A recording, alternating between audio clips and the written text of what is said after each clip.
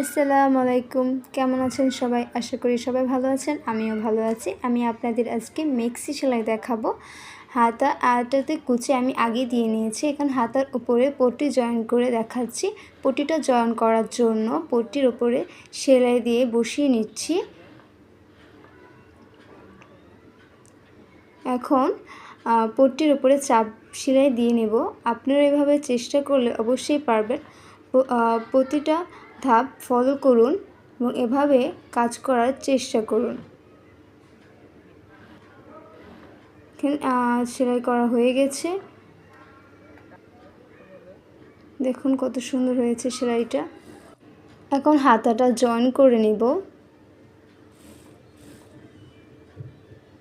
দুইটা সেলাই দেওয়ার চেষ্টা করবেন, তাহলে ভালো হয়।